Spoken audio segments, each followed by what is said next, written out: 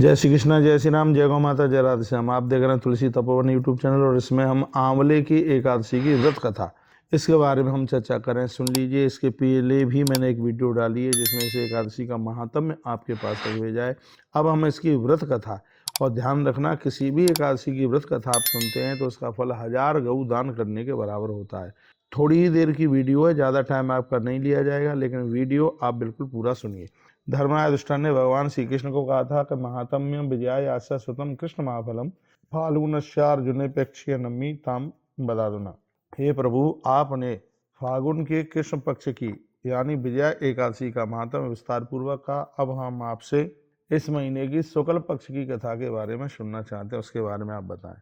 तो भगवान श्री कृष्ण कहते हैं, धर्मपुत्र महाभाग शृणु वक्ष्यामि ते धुना योक्ता प्रश्नेन मानधात्रा वशिष्ठेन महात्मना। भगवान श्री कृष्ण कहते हैं, धर्मराज युधिष्ठिर गुरुदेव वशिष्ठ ने जो राजा मानधाता को आंवले की एकादशी का जो महात्म्य सुनाया वही हम आपको सुनाने के लिए जा रहे हैं। कथा पूरी सुने। देखिए, संस्कृत के श्लोक बोल करके हम आपको कथा सुना रहे हैं। भगवान कृष्ण कहते हैं, फाल्गुनस्य विशेषेण विशेषा कथितो नृपा। कहा गुरुदेव वशिष्ठ ने कहा था मानधाता से, हे राजन, फाल्गुन की शुक्ल पक्ष की एकादशी अपने आप में बहुत विशेष है। आंवला की व्रतम पुण्यम विष्णु लोक का फल प्रदम। आंवले की एकादशी के नाम से इसको जाना जाता है। इस व्रत को करने वाले लोग विष्णु लोक को प्राप्त होते हैं। आंवल क्या तले गत्वा जागरणम तत्र कार्य। जो आंवले के वृक्ष के नीचे बैठ करके जागरण करेगा या ओम नमो भगवते वासुदेवाय का जप करेगा तो कृत्वा जागरणम रात्रो गौ सहस्रम फलम लभेत। तो इससे भी 1000 गायों के गौदान करने का फल तत्काल प्राप्त हो जाए। मानदाता ने कहा, आंवला की कदावेशा उत्पन्ना दुष्यतमा इस सर्वम ममा चश्वा परम कौतूहलम में। राजा मानदाता ने कहा, हे ध्वजश्रेष्ठ, आंवले की एकादशी कब उत्पन्न हुई, यह मुझको कौतूहल हो रहा है, सुनाइए। इन सारी बातों को आपसे मैंने पूछा तो आप बताएं। किस कारण से यह पवित्र तथा पापों को दूर करने वाली और जागरण करने से 1000 गौदान का फल प्रदान करती है, ऐसा आपने कहा है हमें। क्या आपने कहा है, कस्मात जागरणम कृत्वा गौ सहस्रम फलम लभेत। आपने कहा कि इसके रात्रि में जागरण करने से, और वो भी आंवला का वृक्ष गमले में हो तो उसको पास रख लीजिएगा तो 1000 गायों के गोदान करने का फल प्राप्त हो जाएगा। तब महर्षि वशिष्ठ ने कहा कि पृथ्वी पर कैसे ग्यारस प्रकट हुई वो मैं आपको बताता हूँ। तो कहते हैं, आंवला का वृक्ष सभी पापों को नष्ट कर देता है, ये ऐसा स्पष्ट ग्रंथ में लिखा हुआ है। आंवला की महावृक्ष सर्व पाप प्रणाशनम। आंवले का पेड़ है, सभी पापों को समाप्त कर देता है। जब महाप्रलय हो गया था, सभी स्थावर जंगम सब नष्ट हो गए थे, देवता असुर उरग तथा राक्षस भी नष्ट हो गए थे। उस समय भगवान अपने अव्यय धाम में चले गए। उसके बाद जब भगवान जगे उस समय परम ब्रह्म के मुख से चंद्र के समान उनके मुख से लार निकली, और ऐसा वर्णन किया गया है कि भगवान के मुख से एक तेज निकला, और वर्णन किया गया है 10 नंबर का श्लोक है, बड़ा अद्भुत है। ततो स्यः जागृतो ब्रह्म मुखाच शिव संप्रभम षष्ठी वनाद बिंदु रूपन नमच भूमौ निपपातः। तो भगवान के मुख से, देखने में तो लग रहा था कि भगवान के मुख में लार है, लेकिन ऐसा था नहीं। भगवान के मुख से देखते देखते एक दिव्य तेज प्रकट हुआ, और वही तेज धरती पर आकर के गिरा। तो देखते देखते उसी तेज में से एक दिव्य वृक्ष प्रकट हो गया जो कई शाखाओं को लेकर के प्रकट हुआ था, और उसी को विधाता ब्रह्मा जी ने सब ने आकर के उसका वंदन और पूजन किया, और उसी वृक्ष का नाम है आंवला, नाम रख दिया गया। 14 नंबर के श्लोक में वर्णन है, आज मुस्तत्र देवास्ते यत धाति हरिप्रिया ताम दृष्ट्वाते महासभा परम विस्मय मागत। सबको अचंबा हुआ, वृक्ष का नाम आंवला रख दिया था। और यह आंवले का वृक्ष भगवान विष्णु को अत्यंत प्रिय, इसका स्मरण करने मात्र से गौदान का फल प्राप्त हो जाता है। 16 नंबर के श्लोक में लिखा है, आंवला की नगो हिषा प्रबरो वैष्णवो तम अस्य स्मरण देव लभे गौदानजम फलम। इसके स्मरण मात्र से गौदान का फल प्राप्त हो जाता है। स्पर्श करने से 2 गुना और इसको खाने से 3 गुना फल प्राप्त होता है। अतएव धात्री का फल सेवन अवश्य करना चाहिए। धात्री मीन्स यानी आंवला। यह वैष्णवी है, सभी पापों को दूर करने वाला फल है। धात्री के मूल में भगवान विष्णु निवास करते हैं और उसके ऊपर ब्रह्मा जी का निवास होता है। इसके स्कंदों में स्वयं भगवान शंकर वास करते हैं। शाखाओं में सभी मुनिगण रहते हैं। शाखाओं में देवताओं का निवास होता है। 19 नंबर के श्लोक में ऐसा अद्भुत वर्णन किया गया, सर्व पाप हरा प्रोक्ता वैष्णवी पापनाशिनी तस्या मूले ततो विष्णु तो दुर्वे च पितामह स्कंदे च भगवान रुद्र संस्था परमेश्वर शाखासु मुनिया सर्वे प्रशाखासु च देवता। इसकी हर शाखा पर ऋषि मुनियों का वास होता है। इसके पत्तों में देवता रहते हैं और फूलों में मर्दगणों का वास होता है। इसके फलों में प्रजापति गण रहते हैं। जिस धात्री आंवला का मैंने वर्णन किया भगवान कहते हैं वह सर्वदेवमयी है, अतएव यह भगवान विष्णु के भक्तों के लिए पूज्यतमा है। ऋषियों ने कहा कि आप कौन हैं? आपको हम लोग नहीं जानते। आप किसके कारण आए? आप देवता हैं या कोई दूसरे हैं? आप ठीक ठीक बताएं। आकाशवाणी ने कहा कि जो सभी भूतों तथा भुवनों की सृष्टि करते हैं, ये आकाशवाणी बोली थी, ध्यान से सुनिएगा, जिनका साक्षात्कार विद्वान भी नहीं कर पाते, और वही मैं सनातन विष्णु हूँ। भगवान प्रकट होकर के ऋषियों से ऐसा बोले।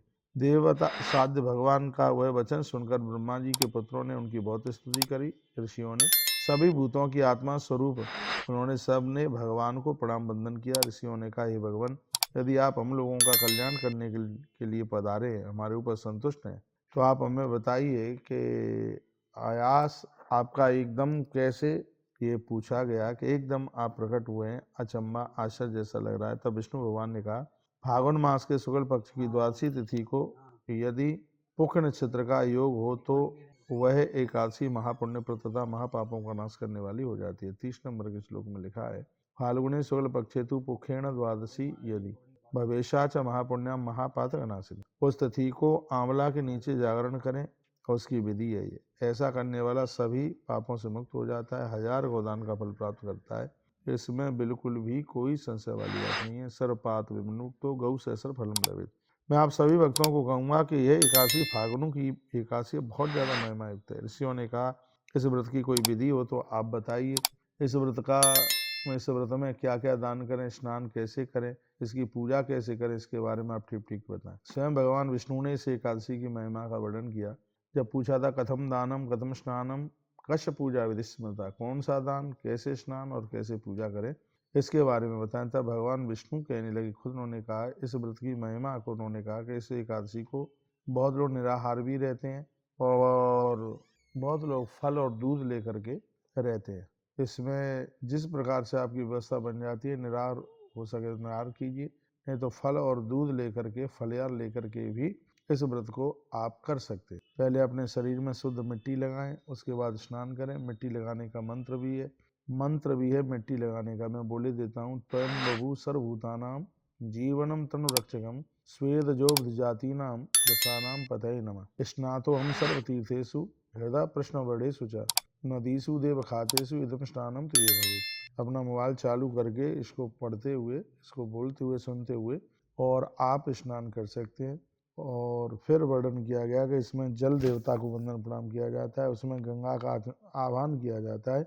इस प्रकार से उसके बाद में परशुराम भगवान की मूर्ति बनाई जाती है। और याद रखना, इस आंवले की एकादशी में भगवान परशुराम का पूजन होता है। नहीं पता हो तो मैं आपको बता देता हूँ।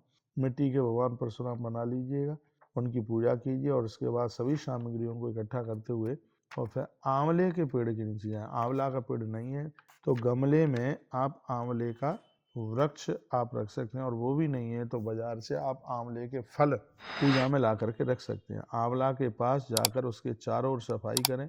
उसके बाद आप ओम नमो भगवते वासुदेवाय इस मंत्र का आप जप करें। हो सके तो पूजा में पंचरत्न भी रख लीजिए।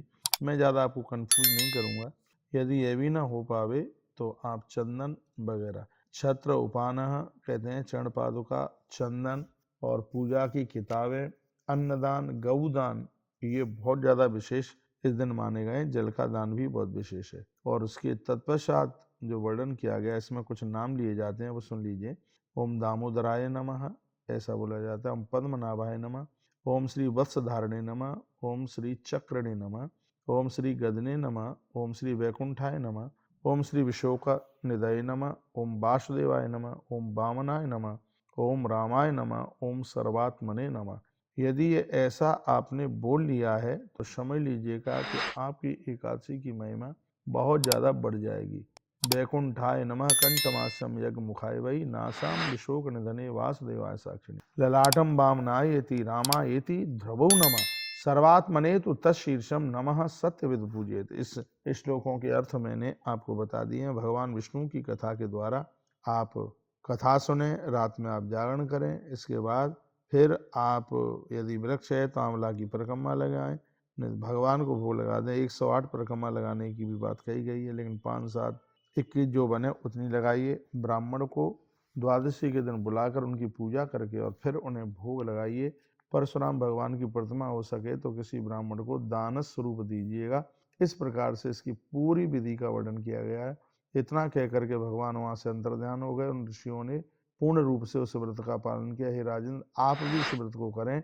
यह दुराधर्ष व्रत है तथा सभी पापों से व्यक्ति को मुक्त करने वाला। तथा त्वमपि राजेंद्र कर्तुमर्हसि सत्तमा व्रतमेत दुरादर्शम सर्व पाप प्रमोचनम। गुरुदेव वशिष्ठ कहते हैं, भगवान श्री कृष्ण अर्जुन को, भगवान श्री कृष्ण युधिष्ठिर को बताते हैं, जो भी कोई इस व्रत को करेगा उसके संपूर्ण पाप जल करके राख हो जाएंगे। इसमें बिल्कुल कोई संशय वाली बात नहीं है। बोलिए एकादशी मैया की जय हो। मैंने संस्कृत के श्लोक बोल बोल करके कथा आपको सुनाई है।